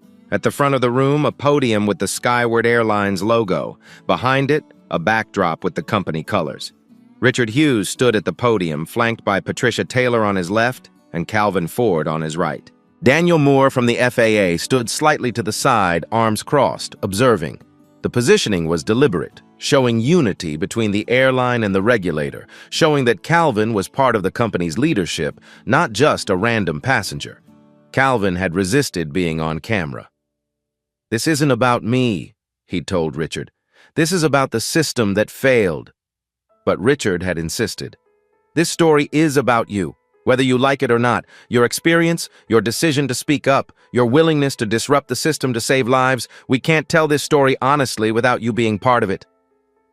So Calvin stood there, uncomfortable in the spotlight, but recognizing that his presence sent a message, that the company was taking this seriously, that they weren't hiding behind corporate spokespeople, that the person most affected by the discrimination was standing with them as they acknowledged it publicly. Richard began, his voice steady but somber. "Good afternoon. My name is Richard Hughes, CEO of Skyward Airlines. I'm here today to discuss a serious incident that occurred this morning on Flight 2801 from Atlanta to San Francisco. I want to explain what happened, why it happened, and what we're doing to ensure it never happens again." He paused, looking directly into the cameras.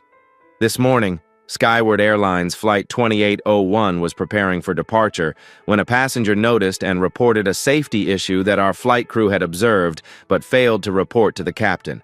Specifically, an emergency exit door warning light was malfunctioning, indicating a potential problem with the door's seal or locking mechanism. The passenger who reported this issue is Calvin Ford, a member of our board of directors who was traveling as a regular passenger as part of our Ground Truth program designed to assess customer experience. When Mr. Ford reported the safety concern to our executive vice president and to the FAA, they took immediate action. The aircraft was returned to the gate. FAA inspectors examined the door and discovered a serious defect, a hydraulic actuator malfunction that created approximately a 60% probability that the emergency exit would fail to function properly in certain emergency scenarios. The room erupted with shouted questions. Richard held up his hand. "Please, let me finish. There's more you need to know." He took a breath. "The safety issue is only part of this story. Mr. Ford's experience today began long before the door malfunction was discovered. It began when our lead flight attendant singled him out for additional verification at the gate, verification that was not applied to other first-class passengers. It began with racial profiling."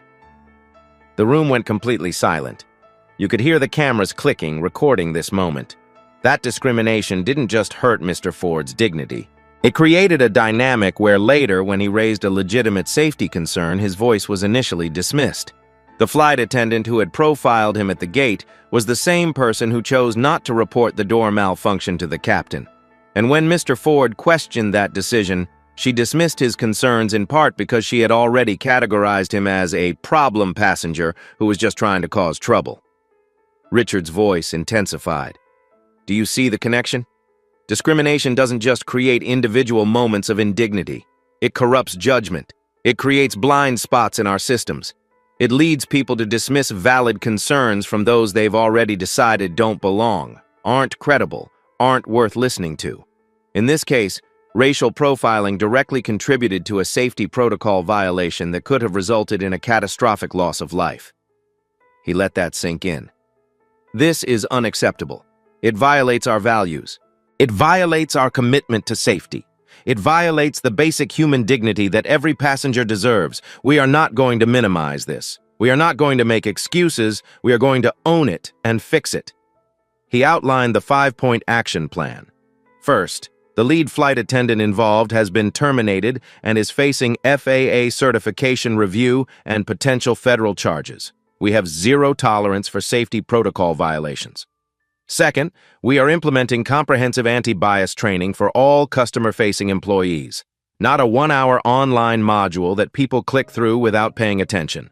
Real, substantive, ongoing training with accountability measures. Third, we are establishing an independent third-party discrimination reporting hotline where passengers and employees can report concerns without fear of retaliation, with guaranteed investigation and response. Fourth, we are expanding our Ground Truth program to require all executives and board members to fly commercially as regular passengers at least quarterly, experiencing our service as customers actually experience it, not through sanitized corporate visits.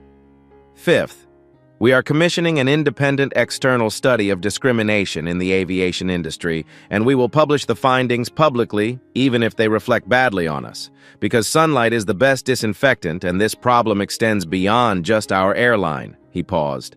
We're not doing this because it's legally required. We're doing it because it's right, because our passengers deserve better, because our employees deserve training and systems that set them up to succeed rather than to fail.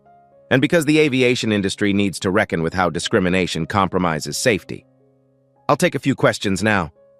The room erupted, reporters shouting over each other. Richard pointed to a woman in the front row. Mr. Hughes, why should passengers trust Skyward Airlines after this? Because we're telling you the truth. We're taking responsibility. We're making real substantive changes with external oversight. Trust isn't given, it's earned. We lost some of that trust today. We're going to earn it back through our actions, not our words. He pointed to another reporter. Mr. Ford, did you use your position on the board to shut down the airport? Calvan leaned toward the microphone. His voice was calm, measured.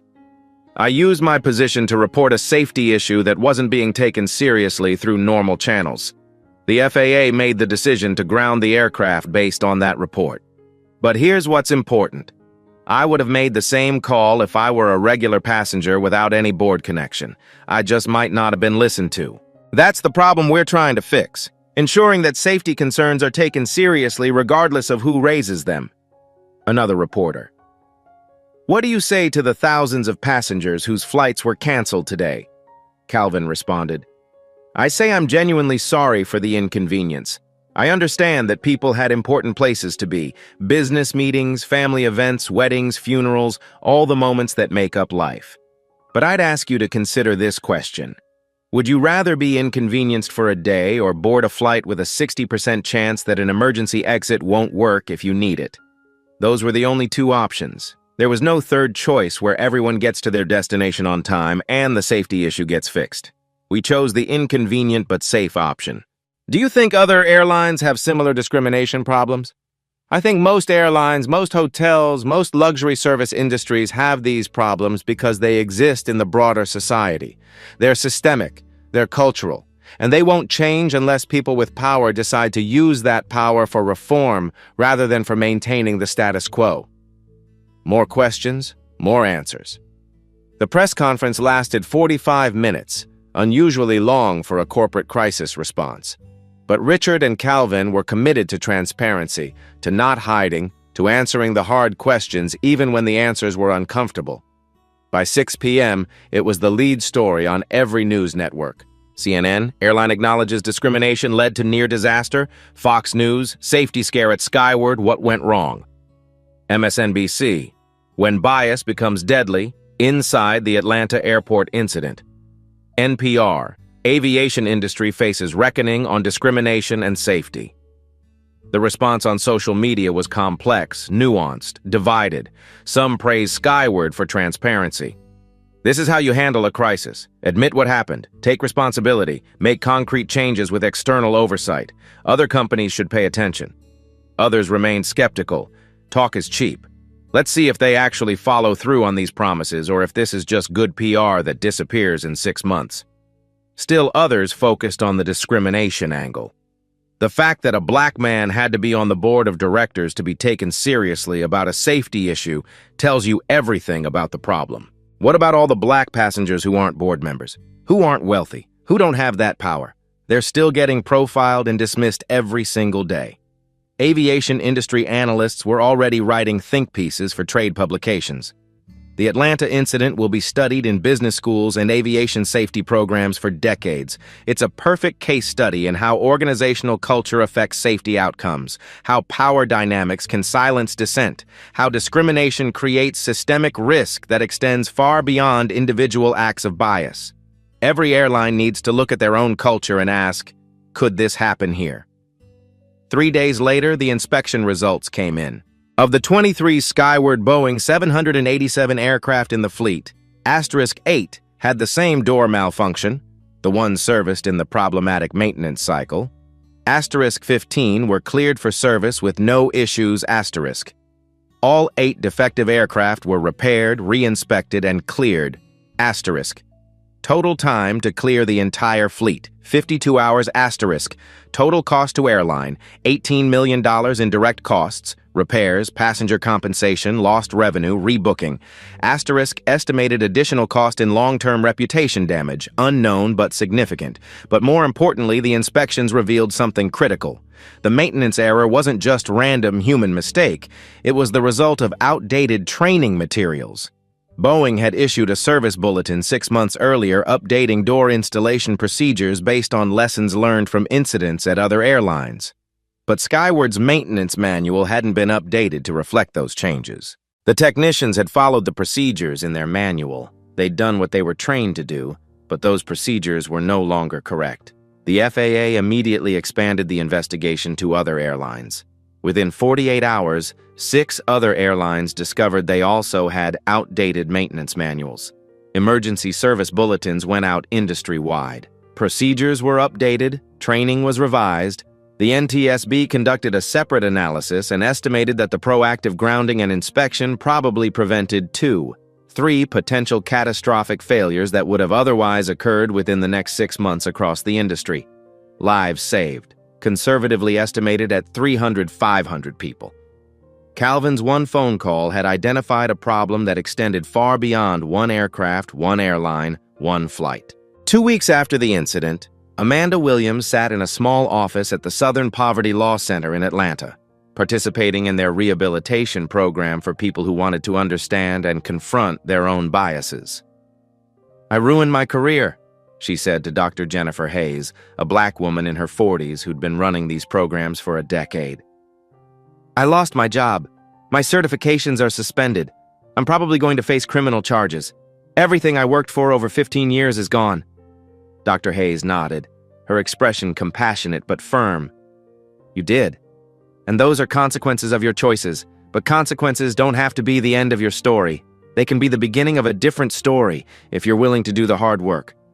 How do I move forward from this? How do I become someone different than the person who made those choices? By understanding how you became the person who made those choices in the first place. Walk me through your training at the airline, the explicit messages and the implicit ones. The subtle and not-so-subtle ways you learned to categorize people, to judge who belonged where, to trust your instincts, even when those instincts were shaped by bias you didn't recognize." Over the following weeks and months, Amanda did that hard work. She attended workshops where she listened to people of color share their experiences of discrimination in travel, in service industries, in daily life. She watched videos of incidents similar to hers, security footage, body camera footage, recordings that showed the patterns she'd been blind to. She read books and articles about implicit bias, about how good people can harbor prejudices they don't consciously acknowledge, about how systems and cultures perpetuate discrimination even when no individual involved considers themselves racist. She watched footage of herself on the security cameras at Gate D23. Watched herself question Calvin Ford in ways she'd never questioned white passengers. Watched her body language, the suspicion, the defensive posture, the assumption of her own rightness, even when she was clearly in the wrong. It was devastating to see herself that way, to recognize that the person on that screen was her, that those choices were hers, that she'd caused harm while telling herself she was just doing her job. But it was also clarifying. Painful, but necessary. Like surgery, it hurt, but it removed something toxic that needed to be removed. "I didn't think I was racist," she told Dr. Hayes in one session about 3 months in. "I had black friends. I voted for Obama twice. I considered myself progressive. I thought I was a good person. And what do you think now?" I'm realizing that passive non-racism isn't enough, that having good intentions doesn't protect you from having harmful biases, that I absorb prejudices from the culture around me, from media, from society, from the airline industry, from my training, from that incident 5 years ago where I was blamed for not being suspicious enough. I learned to profile people. I learned to trust my gut even when my gut was shaped by stereotypes.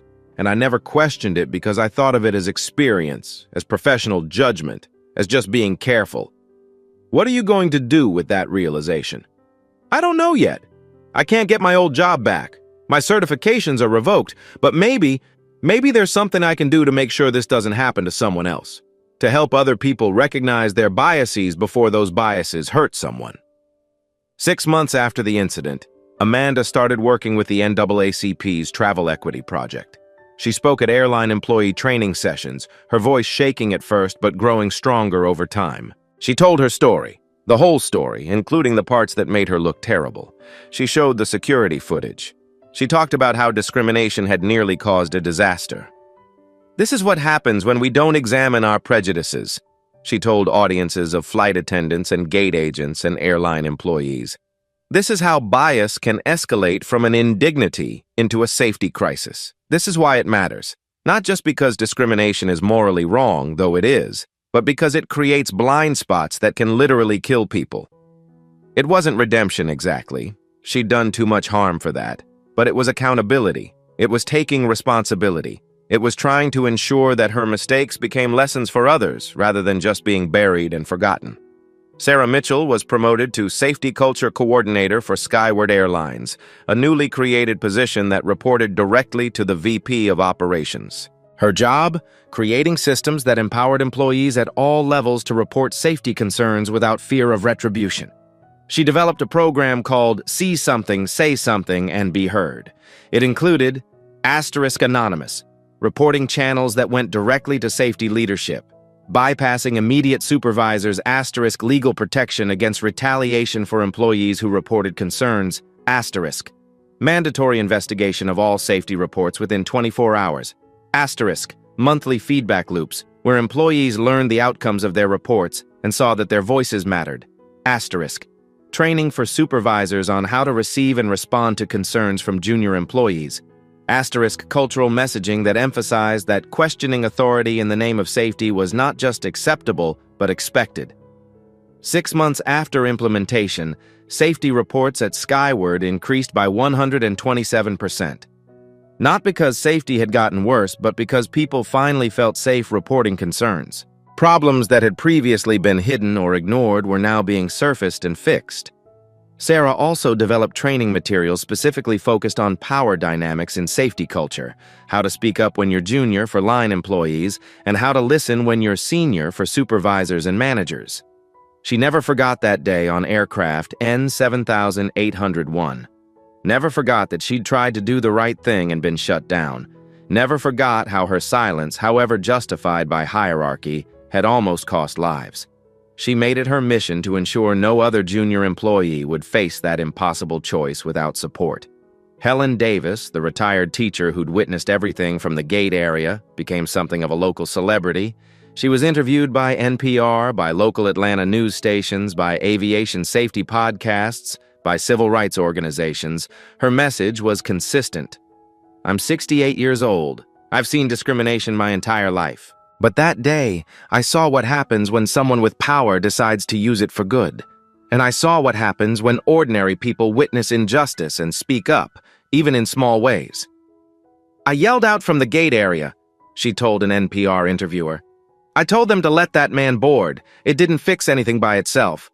But it added to the pressure. It reminded the people with power that they were being watched, that their choices mattered, that there would be witnesses to their actions. That matters. Bearing witness matters. She became an advocate for bystander intervention training, teaching people how to speak up when they saw discrimination, how to be allies, how to use whatever privilege or voice they had to stand with those being treated unjustly. Most people are good, she said in speeches and interviews. But good people who stay silent allow bad systems to continue. We need to teach people that speaking up isn't just for heroes. It's for everyone. You don't need to be Calvin Ford with millions of dollars and a seat on the board. You just need to be willing to say this isn't right when you see something wrong. Thomas Bennett, the CFO who'd said nothing at the gate but felt guilty after, made changes in his own life. He started speaking up at his company when he saw unfair treatment. When a black colleague was repeatedly interrupted in meetings, Thomas interrupted the interrupters. "Hold on, Marcus was speaking. Let him finish." When the company was interviewing candidates, and he heard other executives make comments about someone being not a cultural fit in ways that seemed like code for not white, he pushed back. "What specific cultural issues are you seeing? Because from where I sit, she has all the qualifications we need and brings perspectives we're missing." When he saw security guards in his building following a black employee more closely than white employees, he said something to building management. Were his individual actions revolutionary? No, but they shifted the culture incrementally. Other people started speaking up too. The company became a place where discrimination was less tolerated, less normalized, less invisible. Thomas never forgot Calvin's question. What will you do next time? He made sure his answer was, I'll speak up. He also donated significantly to civil rights organizations and bystander intervention training programs, putting his money where his mouth was. Calvin Ford continued flying commercially, though he was recognized more often now, which made the ground truth auditing less effective. But he expanded the program at Skyward. Every executive and board member was required to fly commercially at least once per quarter, without advance notice to operations, experiencing the service as regular customers. They filed reports about their experiences, the good and the bad. And those reports drove real policy changes. Asterisk improved training programs with specific anti-bias components, asterisk. Better compensation and working conditions for flight attendants and gate agents, recognizing that burned-out, stressed employees were more likely to make bad decisions. Asterisk updated customer service protocols with clear guidelines about when additional verification was appropriate and what constituted profiling, asterisk. Stricter anti-discrimination policies with real consequences for violations. The Ground Truth program became a model. Other airlines adopted similar approaches.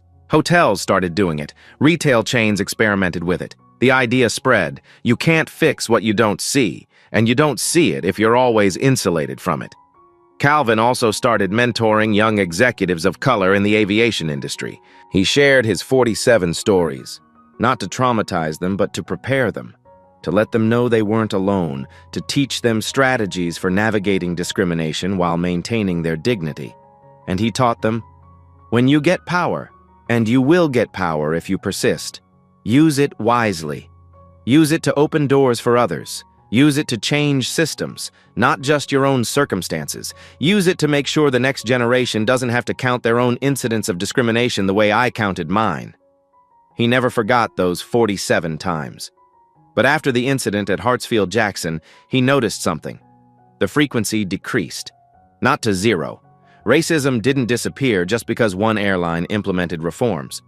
But the rate dropped noticeably. In the 2 years following the incident, Calvin experienced what he categorized as discrimination maybe 3 or 4 times, compared to what would have been 15 or 20 based on previous patterns. Change was possible, slow, incomplete, imperfect, but real. 18 months after the incident, Calvin stood at a podium in Geneva, Switzerland, giving the keynote address at the International Air Transport Association's annual conference. The audience was filled with airline executives, regulators, safety experts from around the world. How many of you, Calvin began, have dismissed a concern from someone because of who they were rather than what they said? Uncomfortable shifting in the seats, people avoiding eye contact. Be honest with yourselves. We've all done it. We evaluate the person before we evaluate the issue. Are they credible? Are they important? Do they know what they're talking about? And our judgments are filtered through our biases, conscious and unconscious, their race, their age, their gender, their position in the hierarchy, their accent, how they dress, whether they look like they belong. He told the story of Flight Sky 2801, every detail, the discrimination at the gate. The warning light, the dismissal of his concerns, the phone call, the shutdown, the discovery of the 60% failure rate. the industry-wide implications. Here's what's critical to understand, he said. The safety issue and the discrimination weren't separate problems. They were the same problem. The flight attendant who profiled me at the gate was the same person who dismissed my safety concerns later. She'd decided I wasn't credible, that I didn't belong, that I was just a problem passenger. And once that categorization happened, everything I said was filtered through that lens. Discrimination doesn't just harm dignity. It corrupts judgment. It creates blind spots. It leads organizations to miss critical information because they've decided certain voices don't matter. He presented data from the comprehensive industry study Skyward had commissioned. 67% of Black frequent flyers reported being questioned about their tickets at least once. 43% reported having safety or service concerns dismissed by crew.